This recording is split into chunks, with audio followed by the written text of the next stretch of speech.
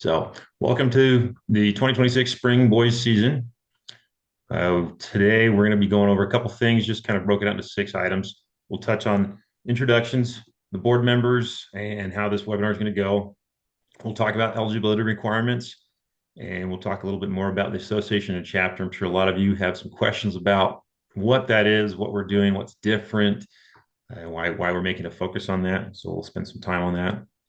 And then go over some rule changes and some points of distinction that we want to make sure, and some points of emphasis for the season. And that'll include some of our video clip review.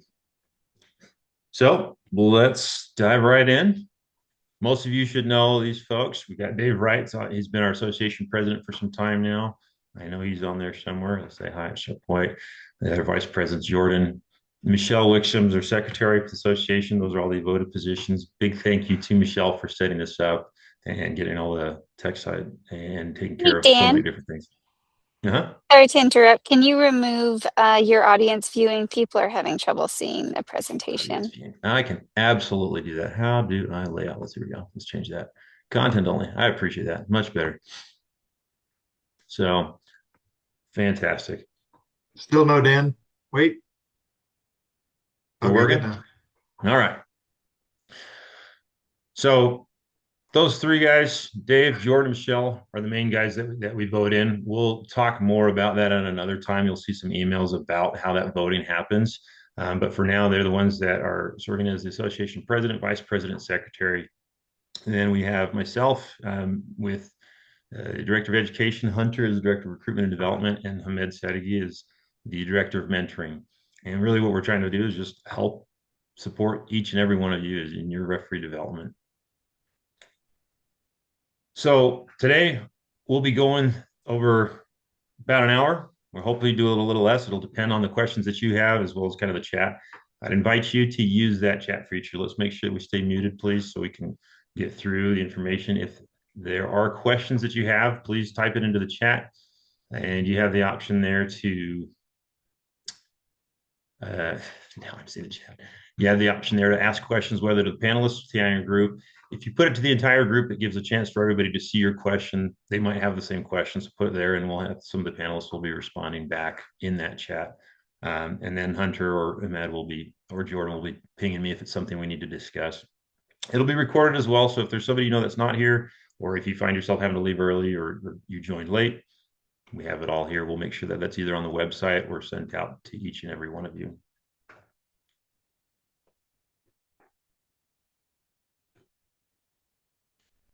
So to start out, a bit of spring cleaning things. So some of you are familiar with this. For those who are new, that's why I'm going over these points. Make sure that you're understanding of what's what. If you are not yet registered as a high school referee, you'll need to go into the UHSAA website. That's the Utah High School Activities Association. You'll need to register as an official.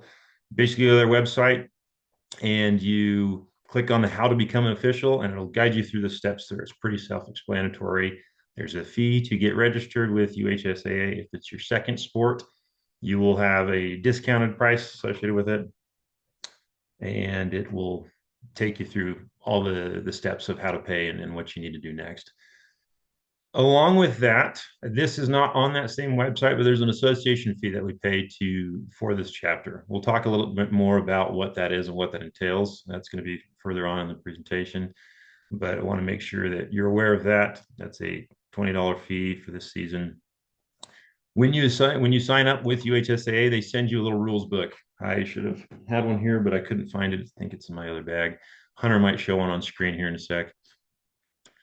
And that shows you all the laws of the game for the National Federation of High School Sports, right? NFHS. They're slightly different than IFAB, but more or less you will find that they are pretty much the same. 17 laws, 17 rules. They're all the same chapters. You can use that to take part one test, which you will need an 80% passing score on to be eligible to officiate. You get a few tries to do that. I think it's 4 tries. If you run into a problem with that, reach out to one of us or to Jeff Clough. As well, you'll need to take an online rules clinic. That's on a website. Both of those are actually on the website for Arbiter Sports, which you'll find as you're going through the UHSAA registration.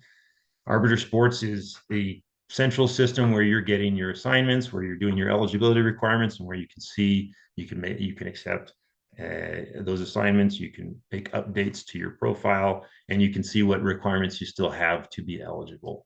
Once you take the rules clinic, you'll have to watch it all the way through the end. And then once you get to the end, there's a little bar. It'll tell you that your criteria has been completed or met.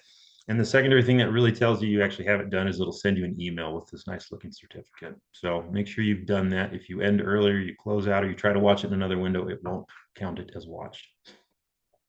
There's also part 2 test. That's related for postseason play. You don't have to do that to do the normal season, but if you want to be able to do playoffs, finals, you need to be taking part 2 test. And then the passing one for that, Hunter, correct me if I'm wrong, is it 90% or is it still 80? So I don't remember off the top of my head. it's all right. Sorry. No worries. So, few requirements in addition to those. We have a new referee uniform. Some of you noticed that last year. I'm not going to sugarcoat it. I know a lot of you don't like it and that you have problems with it, but it is the uniform. So we need to get that. That's required to officiate. The way to find that, you go to outwestofficials.com, or you go through the high school activities association. They have the referee apparel, and there's a section for soccer, and you can go buy it in there. I recommend getting the yellow one. You don't have to get all of them. You certainly don't have to get long and short sleeves. That's not the focus. Get ones that you can do games, and the yellow one's the best one to get as far as being able to match your crew. A few more points on the Arbiter Sports website. Like I said, that's how you're going to go and do your eligibility requirements. It's also how you get your assignments. A few key things I want to make sure each and every one of you does. Every single one of you, not just the new referees. Make sure you have an up-to-date profile picture. Look, I have a nicer picture from about 15 years ago when I had more hair. Reality is I look different. I need to have the picture that's up to date. That's the picture your crew and the schools are going to see of you, and that's how they're going to know who they're talking to. Make sure your phone number and your address are updated in there as well. If your crew doesn't have a phone number, they can't contact you. And that's kind of critical as you're getting game assignments to be able to say, okay, who's on my crew? Hey guys, we're going to show up at this time, or hey, I'm running late, things like that. And if they can't get a hold of you, then that's a problem, especially if you're not there on time. Your address is important because that's your mileage. If you have the wrong address or if you don't show it, it might not be calculated correctly. And in high school, they pay you for mileage traveled. If you're interested in the pay scale, you can find that on UHSAA website as well. When you receive assignments, please make sure that you're prompt in accepting those. One key thing that I'll also say, in addition to your picture and your personal information, update your blocks. On Arbiter Sports, there's a section that's called blocks. You can go in there. It's really easy to update when you're going to be gone. You can set partial blocks or meaning not the entire day. And you can set daily blocks if you say, hey, I don't do Saturdays or I don't do Tuesdays because I have meetings or other things.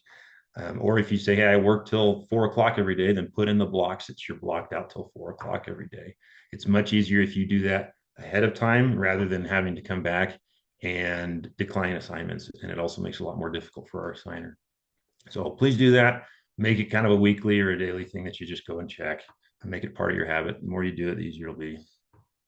Lastly, rejection form. If you have a red card that ever happens in a game, you need to make sure that you report it that same night, honestly. That is because in the high school season, we have a lot of players that are double rostered. Some of them have multiple games in a week, and we can't really wait that much time because if they get a red card, they need to set out those games, and the association's going to make sure, rather the high school association is going to make sure that that passes on downstream. So that is found on the UHSAA website as well, or you can just Google UHSAA red card, and it will be the first hit there. You click on it. You don't need to do a full essay. Make sure you're clear about what happened and the rule that you applied for the ejection. And if they said something, be specific. Don't just say, hey, they said a bad word. Write it out. If you need more help with those, all of us are available to help you with that. Some important dates. You can save this page. You can write it down. The season starts on March 2nd, so make sure you're getting ready for that. The registration is being reopened by Jeff Clough, either it has been or it will be after this. so that if you haven't registered yet as an official, you can go in and do that. I don't know how long it will stay open. For paying your chapter dues, please pay those by March 16th. They will go up after March 16th, and by April 6th, we will close it, and then there won't be able to be any assignments after that if you haven't paid those dues. The postseason begins May 8th, so if you're looking to when that starts and when you need to block your calendar, if you're anticipating those kinds of things, that's when it starts. You can also find the schedule online. We also are planning on having 3 of these webinars, right? This is one today. We'll have another one on March 2nd, and we'll have another one on April 13th. We're going to start those ones at 8:30. I know this one started a little later. We just had shorter time. We want to make sure we catch as many people as possible. Put those on your calendars, please. Hopefully that's late enough that it doesn't interfere with the assignments that you have. Finally, you have the website resource that Michelle has also put together. This is our high school association website, refutah.com. You can go there and find resources for the laws of the game, how to do red card, contact information. If there's video clips that you have that you want to send us, this is a great way to submit those. Or if you have questions for us, use that. I'd bookmark it. We're going to be updating that throughout the season and trying to make it more and more useful. And so especially if you have feedback for us, please let us know, because we're going to be hearing you and making that useful. It's not just it's not like the NFHS website, which just has a whole bunch of stuff that I'm sure none of you have even seen. This is something we want to make useful. Points of contact. I got myself there. I put my email there as well. I love video clips. I use them in my weekly emails that I send out to you. If you have them, send them me. You can put them on that website as well that I just showed you. These are phone numbers for myself, Hunter and Hamed. When you have quick questions, text us. If you have something else you want to call about, you can do that. But we're available. We're here to answer questions whenever. If we're not available, we won't answer the phone call, and you can text us. Okay, let's talk about the association. I'm just going to take a couple minutes on this. Why we're doing this, why this matters, why this is anything different. It's for one, this is something that actually happens in just about every other sport out there in high school. And so we want you to know that this isn't just something random that soccer's doing. It's not a money grab, right? This is about focusing on how we can develop each and every one of you guys' sports into much higher level referees. It's going to help us get a lot more aligned across the state, right? We're not going to have such a wide breadth of what people and refs are doing in games, but we're going to be more closely aligned with each other and understanding why we're making the calls more. We have a code of conduct and ethics that we commit to. That's going to help us not just be accountable to something, but help the rest of the world, the Utah high school world, recognize what we're striving for, and help us be able to protect each and every one of you, saying, hey, this is what we're holding them to. This is what they're doing. And it's an opportunity to support you. This isn't something to try to hold you to be more accountable. It's about saying, we want you to be top tier referees. And the way you can do that is by developing, is by learning, is by getting feedback, by getting your questions answered, and ongoing training throughout your high school officiating experience. So we're going to be doing that. It includes these webinars. It's going to include people coming on site. We'll talk about that coming up. Those fees, like I said, this season is $20. Some of you paid some last season. Michelle has the list of those. We'll get that together and make sure that those of you who have paid already, that we can communicate with you so you don't double pay. The rest of you plan on that for this season. It's $20. At the start of the fall season and future fall seasons, we will charge for the 2 seasons together. And that's just so that you're aware, that you're not surprised when the fall season comes up and you're like, hey, last time it was this cost. That's the cost that we've decided, that we've set upon in order to be able to provide you that kind of support. So what does that cover? One of the biggest things that you're going to see is mentoring. And when I mean mentoring, I mean actually people come into your field to watch you, to give you feedback. That means people watching videos of you doing your games and being able to reach out to you and go over those, and training. Right now it's webinars like this, it's mentoring. It might develop more into that, even beyond that. We want to provide multiple opportunities to give you feedback on your games, to help you work on things, and to make it a much more comprehensive experience, rather than just this, I took a test and I've been thrown to the wolves on these games. And maybe you have a referee on your crew that gives you feedback, and maybe you do 20 games and never get a single word back. That's gone. We're giving you much more constant feedback and help to ensure that you are getting better.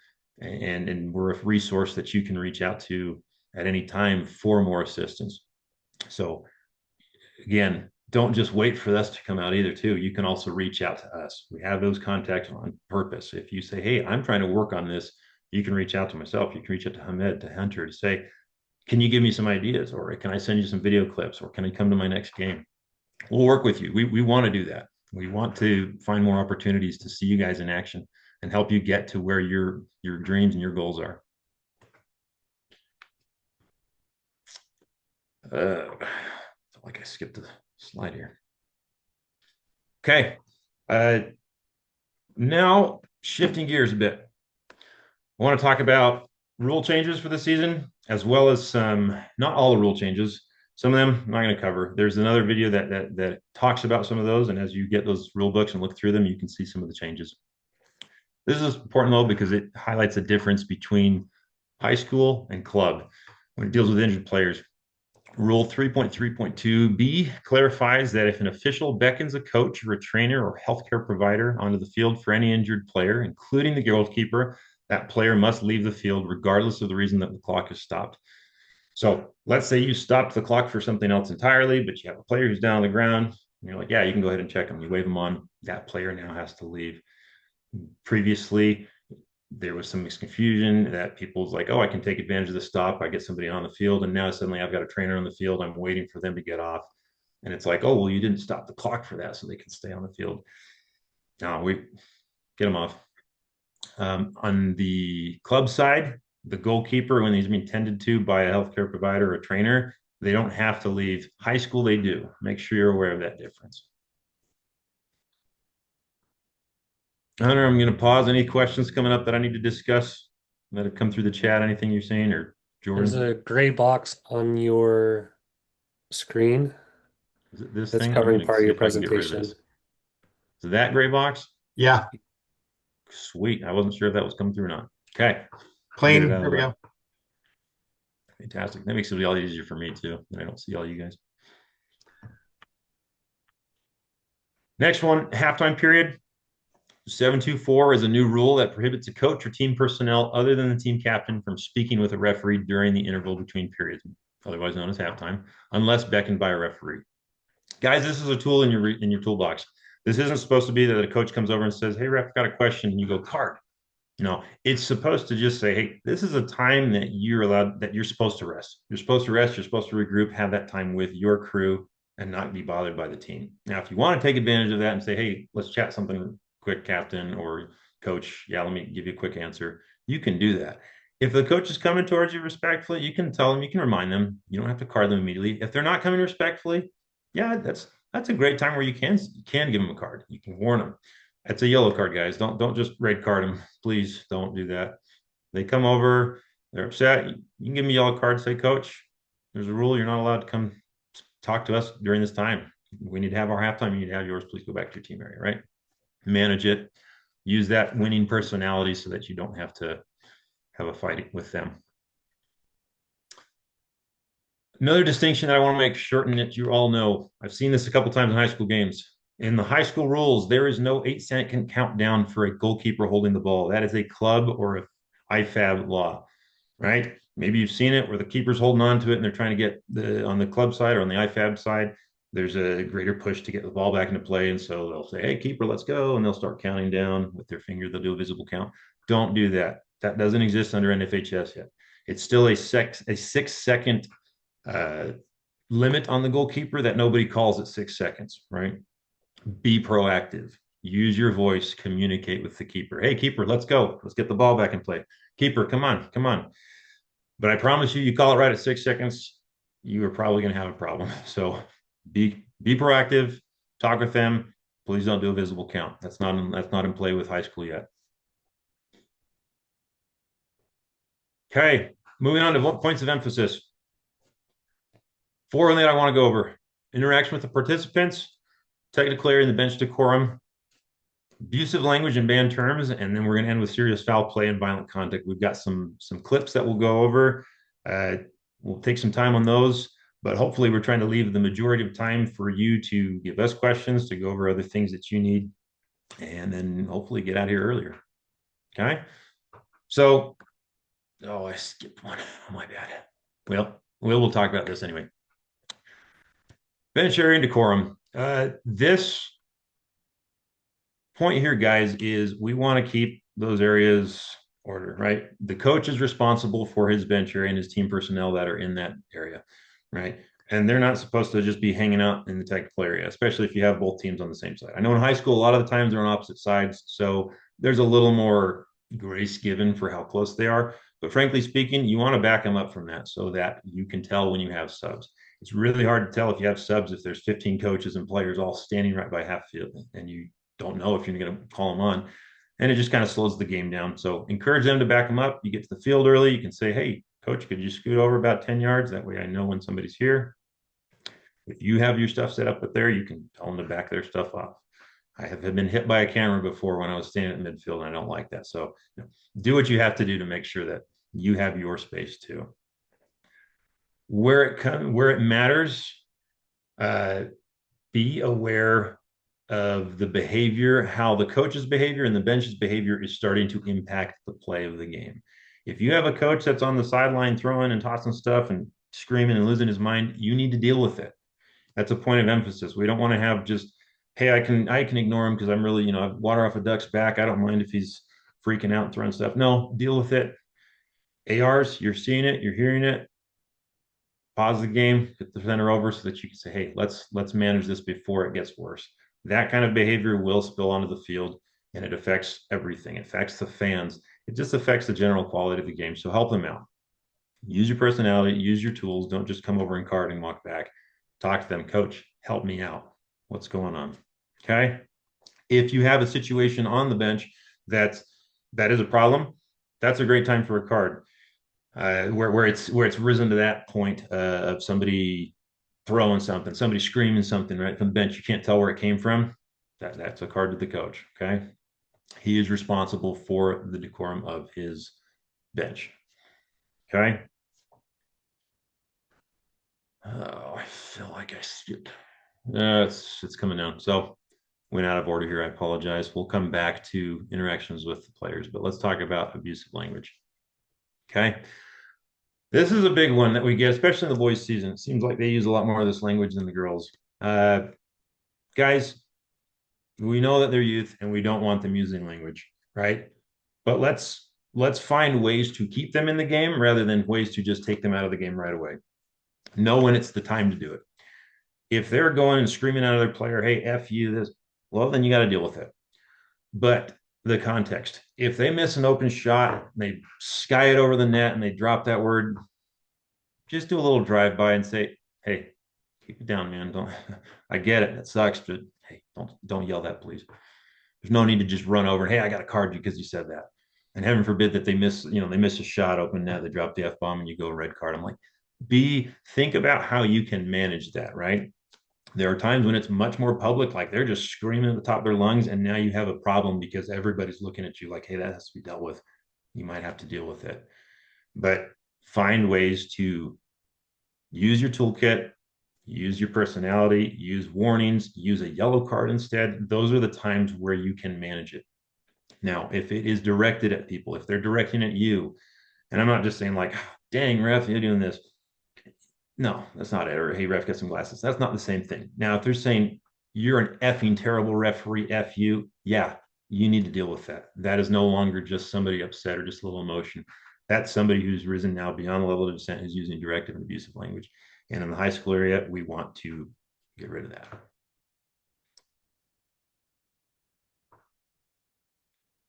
Banned terms falls under this. This is a big one. Man, I love that I forgot to clean up my title there. Sorry, subtitle, yeah. Banned terms means any derogatory, racist, bigoted language that is demeaning or degrading to other individuals based on culture, background, sex, gender, religious, you name it. There is a whole host of them, and I think US Soccer even has a list somewhere out there that's not comprehensive, mind you, but it gives you an idea of all the things that people can say that fall under this. What we're looking for, guys, is a change in the way that people approach this, particularly where it comes to racial derogatory terms, right? There is no room in this sport for people using the N-word or using racist language, even if they are of the right ethnicity, if I could say that, right? We don't want that in this sport. If you hear it, you need to card it and you need to red card it. If we're hearing those kinds of languages, that has no place in the game. It's a red card. And the important thing is how you manage it after. When you hear it, or if you're told about it, two things. When you or one of your crew knows who it was, you're going to red card that individual. Then you're going to get the coaches together, right? Make sure the teams are taken care of. Get both coaches. Hey, coach, we're pausing this thing. Coach, come here. Or if it's JV, man, that clock's going to run. Coach, we had an incident of racist and derogatory language. This player said this word. We give him a red card for it. Make sure they take a moment to tell their entire teams, bench, on the field, that's not allowed. And then you give them a chance to say if they want to continue play. They say yes, keep playing. They say no, you're done. That is straight out of what IFAB does, and why US Soccer handles this. We extend that to this as well. We're really trying to take a very sharp and harsh approach to this because it needs to change. If you don't know who said it, or if somebody comes up and says, hey, ref, this guy just called me an N-word, or called me a this, or called me a insert slur. Okay, you get the information, stop the game, get the coaches, let them know who said what or who accused so-and-so of saying what. Get them to talk with their teams, ensure that they know that that is unacceptable, that it will be a red card if heard, or if you're identified, and ask them if they want to continue play. They say yes, you continue playing. Okay. We need to be white on rice with this. This can't be something that I just manage. That somebody says it and they're like, oh yeah, okay, guys, let's not say it. No, it needs to be done. We can't have it. Okay. Interactions on the field, slightly out of order. Back to this though. We talked about the technical area. We're talking about the coaches. You need to be professional with them. We are looking for you to be a little step better than just being able to get in a shouting match with another adult. If they're upset, if they're losing their mind, if they're shouting, you still have to be the adult in the room, even if they're not. Be professional. Don't start screaming. Please don't start cursing at them. Doesn't matter how close you are. You stay calm. You stay collected. That's the point. That's the reason for the picture. A national coach that I love said that you're the ice cube in the fire, right? So they're losing their minds because of a call you made or a call you didn't make. Be professional. Go and deal with it. Talk with them. Find different ways to approach that. If you don't have some favorite phrases, I would encourage you to go find some. If you don't know what I'm talking about, reach out to myself, I'm at Hunter, Jordan, any one of us. We'll give you a couple, right? Hey, coach, help me understand what you saw. Hey, what's going on? What did you see? Coach, this is what I saw. You can start those kinds of things. That'll help bring it down, help them understand. You don't always have to have every conversation with them whenever there's a challenge, but big moments in the game, deal with them, talk to them, slow it down. What I mean by the third point of no favoritism, before, during, after the game, make sure that your interactions with the coach are equal, right? That you go and talk to this coach. Maybe it's your good friend that you've always known forever at Maple Mountain, and hey, we're buddies. We've been playing soccer together for years, or well, maybe I shouldn't say that one, but we've been around each other for years and years, and we go way back. And I don't know anybody on this school. You're going to go talk to them, spend 5-10 minutes talking to them. That's not the worst thing in the world, but if you do that, go and spend that same amount of time talking to the other coach. We don't want parents coming to that game and being like, man, he just spent like 15 minutes talking to this coach, slapping him, giving him high fives, giving him a hug. Then whenever this coach said hi, shook his hand and left. And then they see the game and maybe it doesn't go the way they want. And they're going to say, you had a ref that was biased. He liked this guy. All the calls went the other way. Make sure you're not doing that, right? If you are good friends with this coach, call him after the fact. Call him before. Say, hey, I got a game. It's going to be fun, but if I come there and I seem stiff, it's because I'm trying to be professional. I don't want to give this appearance of favoritism or that I'm biased. Okay. Make sure you're aware of what that looks like and work together as a crew, right? Go together. Go all three of you. It's a lot easier if there's all three. We all introduce and we go to the next one, as opposed to if I'm standing here with three of us and one of us is starting to chat, I can be like, hey, let's go talk to the other coach. Okay. Also, if you red card a coach, they do need to leave the field.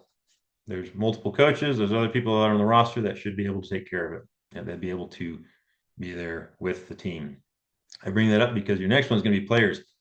When you're dealing with players, if you red card a player, they can stay on the bench. They don't need to leave. These are youth we're dealing with. Please don't try to send them off the field, right? They need to stay on the bench. If they're going to be a problem, then you tell the coach to deal with them. Don't try to say, hey, they need to leave now. Say, hey, coach, he's been red carded. I need you to make sure that he's keeping his mouth shut and he's sitting and being quiet as a dormouse. Okay. When you're interacting with the players, be equal, right? If I know one of these players because they've played with my son or my daughter, or I've been around them, yeah, it's okay to talk to them. It's okay to use their name, but recognize that there are 21 other players on that field, and who knows how many more rosters that are sitting on the benches. Get to know some of them. Talk to the other ones. If you don't know their name, hey, 13, that was a great kick. Hey, good play. Hey, keep it down for me. Use your captains. Get to know their names. You should know the captains' names on the field, or at least one on each team, so that you can then say, hey, Brian, what's 13's name? He's getting a little heated. I want to be able to talk to him. Or, hey, captain, this player, I like his aggressiveness, but he's getting a little chippy. Can you help me out here? Okay, things like that will help you control the field better. Lastly, I say remember their youth. Be really careful, right? Don't Some of you and myself included, right? We can there's ways that we interact with them. We kind of give them a pat on the back or something when, hey, well done, something like that. Just be really careful. We don't want to get in the middle of a situation where youth are, maybe there's a mass confrontation happening. You don't want to put hands on them. That's just opening up a can of worms. You step back, you let the coaches step in and do their thing, right? Just please be smart. Be aware that it's not the same as when you're doing adult rec, and even then, there's plenty of considerations with that. Just don't touch them. Don't send them off. Don't tell them that they have to leave the vicinity of the field. Right? They can stay on the bench.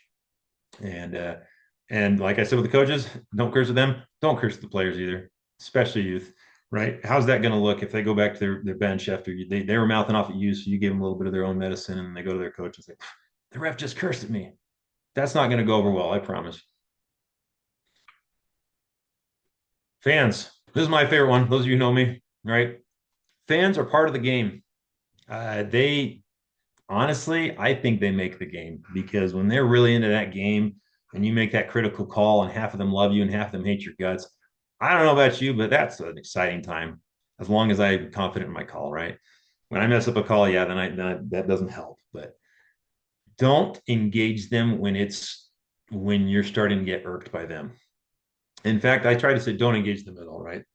They're there, you're a professional, right? If they're fussing at you, or somebody on the sidelines being like, "Ref, that's a terrible call." No, it wasn't. You need to sit down. You be quiet. That's not going to help at all.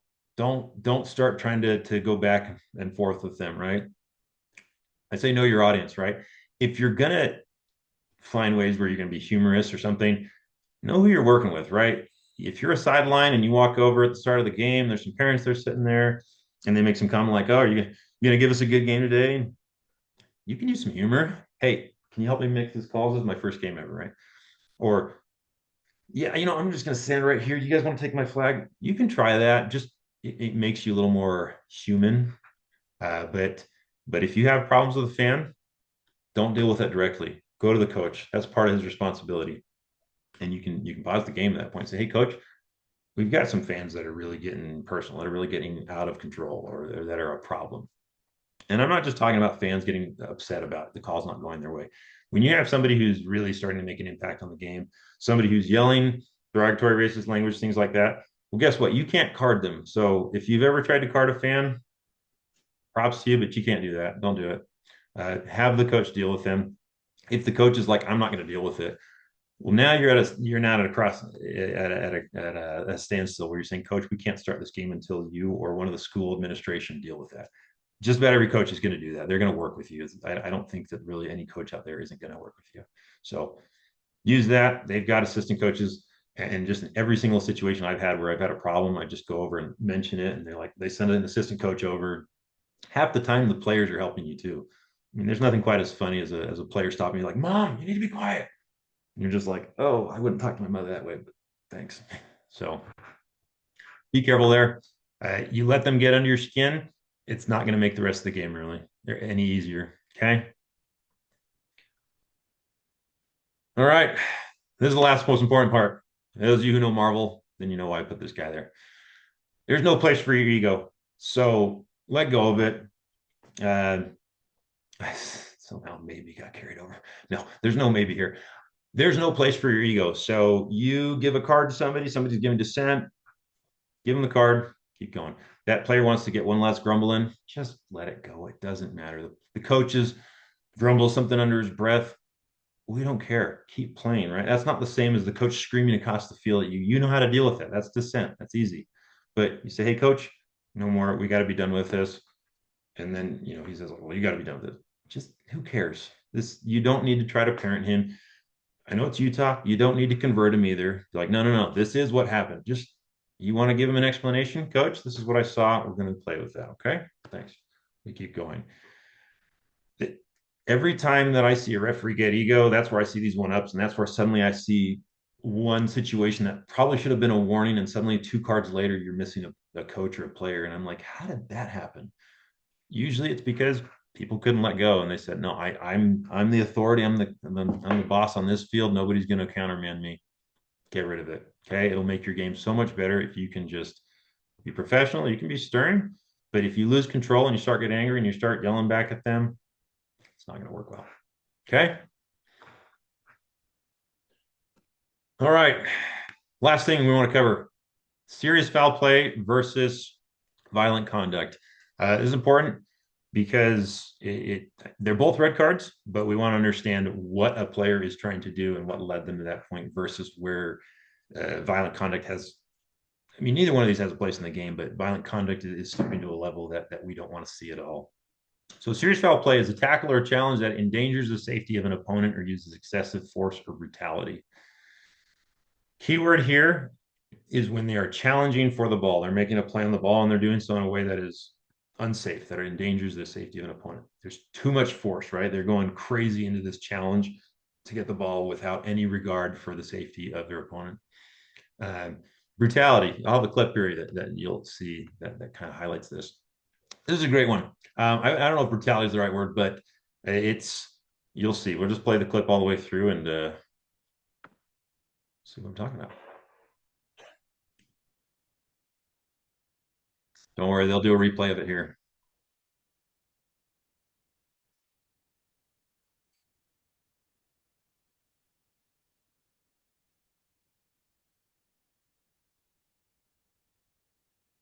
Here we go. Watch that foot.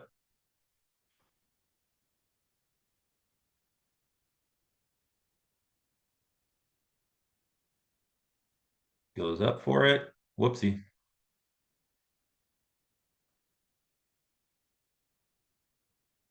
Okay. So player's trying to clear the ball. He jumps high into the air to get that ball out of there and gets the guy in the head. Yeah, that's pretty serious. He's making a play on the ball, but there's no regard for what's going to happen. Yeah, he puts his cleats in somebody's face. Straight red card. Luckily he goes to VAR, he watches it, comes back, says, yeah, that's straight red. And it is in the penalty area. I know one angle doesn't look like it, but then when you see it on the line at the 18-yard line, it's in the area. So PK. Another clip for you. This one has 3 or 4 different clips and the explanation given, so we won't talk too much about it, but I want you to pay attention to some of the keys, some of the things to look for that make a challenge go from, ooh, that's a hard challenge, to, hey, we've now gone and crossed the line into something that doesn't belong in this game, okay? As you have seen some of my emails, I've done this one before. I like this one.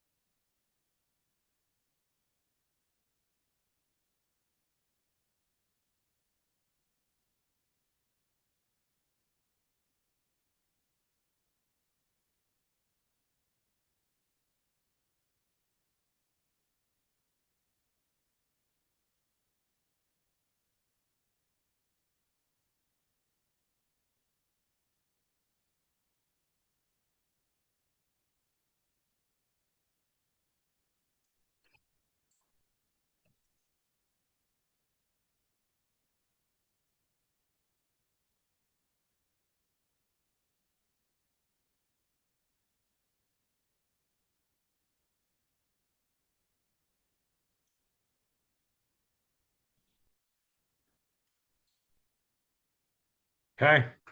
Look for some of those, right? They jump, they leave both feet, they straight leg into somebody else's. That needs to be dealt with. Just because they get ball, they are still responsible for the progression of their body after that challenge. So be aware of that. The And, more you ref, the more you watch some of these things, you'll see more of those examples and you'll be ready to address them as you see them. and Dan, notice on those challenges, how far the attacker ends up past the player that with the ball. I mean, they go through the player. If they're challenging for the ball and they slide, they go to ground, that's fine. But if their feet just end up right at the feet of the opponent, then there probably might not be that much force involved. But if they're going all the way through where their feet are 3 feet past the player, that's where it's very likely that it's excessive force and more force than needed to make the challenge. Absolutely. Thank you so much for that, Hunter. That's a great point, right? If somebody jumps early and hits the ground, slides, and then makes that contact, hitting the ground is going to take a lot of the force out. But most of these, right, their first point of impact is when they're connecting with the player, and then they're ending up way past them. So great call out there. Thank you. Violent conduct. Hopefully that picture never happens to you. When a player uses or attempts to use excessive force or brutality against an opponent when not challenging for the ball, or against a teammate, team official, match official, spectator, or any other person, regardless of whether contact is made. That is violent conduct. So they're not challenging for the ball. That is the key thing, right? You have some leeway when people are kicking and the ball's there, but when they're hitting, when they're throwing elbows, guess what? That ball's not here, and my elbow is not challenging for the ball. My elbow is clearing space. So we got a couple of clips in that. The first one is actually, you're not going to see a lot of it, but what I want to highlight is the situation and how you can be aware of these kinds of things. Okay, this is from our high school. I don't remember which games, but you'll see it kind of focused up there towards the 40. Kind of throws him down.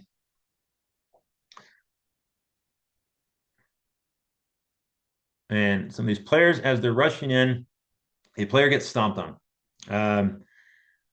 What you need to be aware of is when you have a volatile situation like this and players start to run in, your warning bells need to be going off. You need to make sure you can see everything and you need to be proactively, no. Hey, I got it.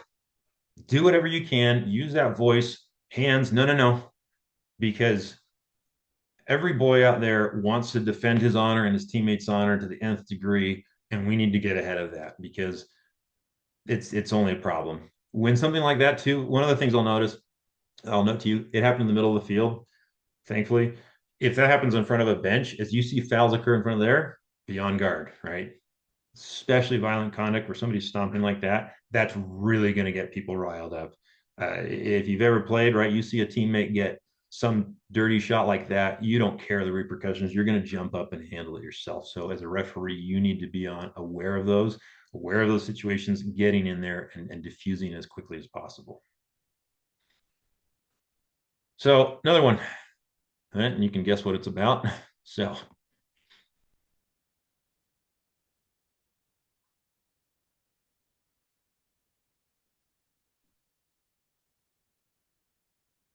did you see that? Watch again.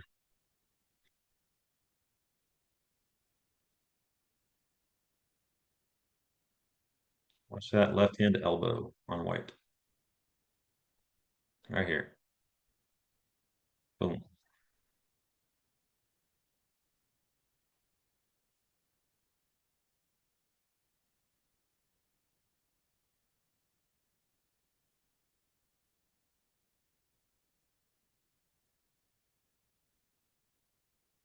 Okay.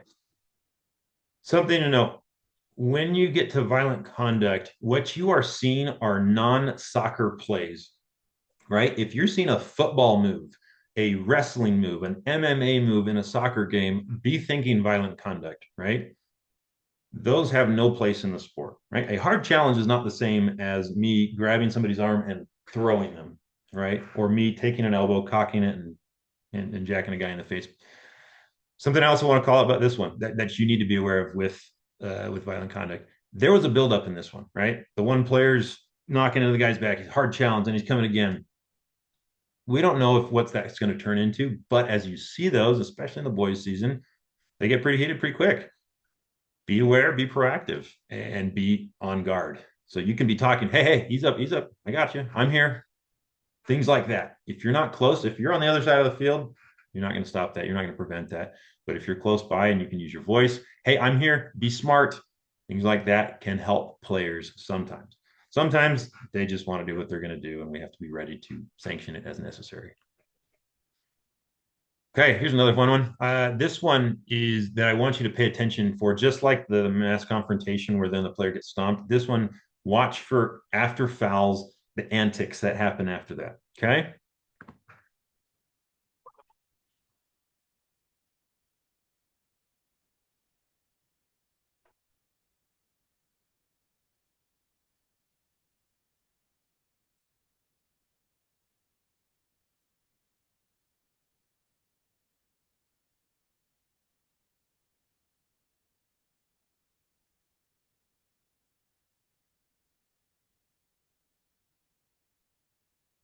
Yeah, maybe you saw it. Next clip, next angle will have a little better.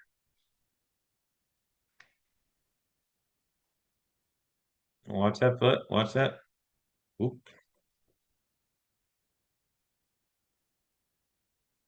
Last one, you can really see it. Boom.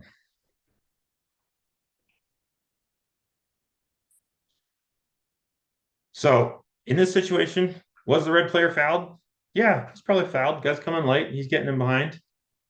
But then what does red player do? Well, he takes street justice into his own hands, and he's putting that foot up in there, and he's kicking him in the sweet spot. He's kind of putting that leg, he's kicking out. There's no place for that. When a player's done that, that's a red card. It's not a, oh, we can manage this. Like, hey, you got fouled, so I'm going to go easy on you. No, if you want, you can go yellow card to the one, but that's a red card. He's kicking out. There's no place for it in the game. He's not challenged for the ball. It's not a soccer play or a soccer move. I think I have one more. Yes, I did have one more. This is another one. Last one I want to bring up here is for ARs, especially being aware of off-ball situations, right? In the game, you're going to see matchups, you're going to see tension, you're going to see people squaring off and doing things. And especially in boys soccer, that's going to be that forward with that defender. Watch those guys when there's the ball's not there. If they've been going and going and going, when they're next to each other and the ball's not there, well, they might engage in extracurriculars at that point. So watch down here and you'll see it. Sorry, the video is a little grainy on this one.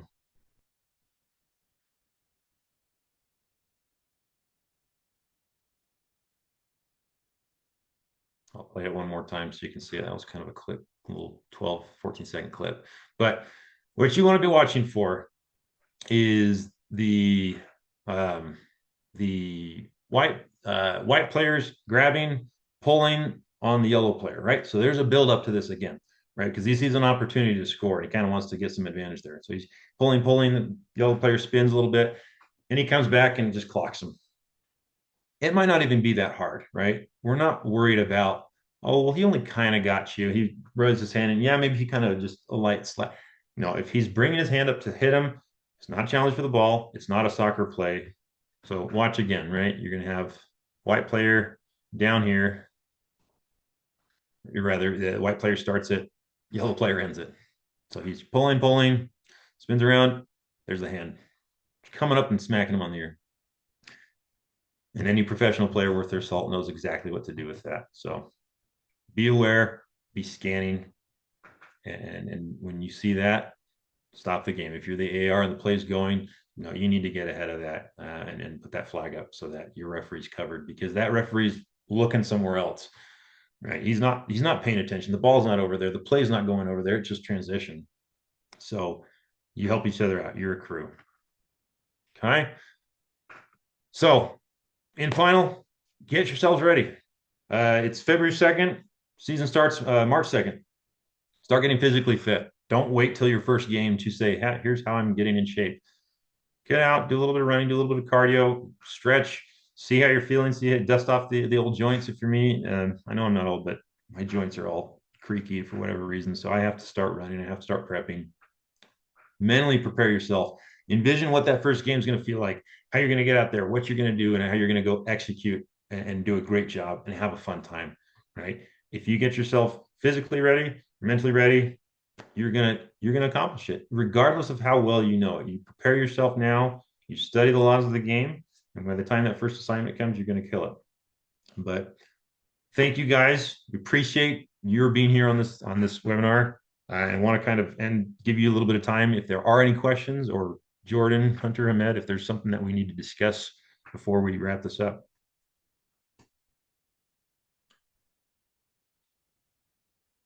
Anybody got any questions? Dan's been feeding us a lot of information. Surely we might have some questions there to ask. Yeah, I had a question about the uniform. Go ahead, Ron. That uniform that they require of us is a pretty heavy fabric, a lot heavier than the other uniforms I had been using. I asked Agreed. Jeff Clough about getting a lighter option, and he kind of hemmed and hawed, but I was wondering who in this organization has a better ability to work with him and or out west officials to see if they can add a lighter jersey uniform option for us. Great question. Dave, we talked a little bit about that. Do you want to take that one, or just kind of alludes to possibilities? If he's still here. I'll take it. We have some ability. Obviously, we can communicate with Jeff. We can talk about that. We can bring that up. We do want to find ways to make it better because, yeah, it's not good material. Look, I don't like the jersey either. It's a nasty material. I don't like the color. I don't like the design.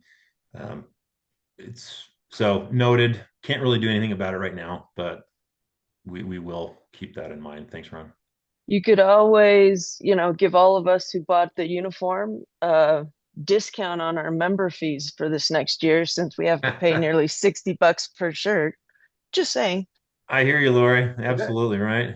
I would like that. That is not up to us. We do not see any of that money, and yeah, it's required now. So it's not required by the Referee Association. It's required by the Utah High School Activities Association, not us. Correct. Oh, I know. I was just thought, make everyone And we just chuckle. want to clear ourselves clear ourselves of any potential wrongdoing. Great question. Any others?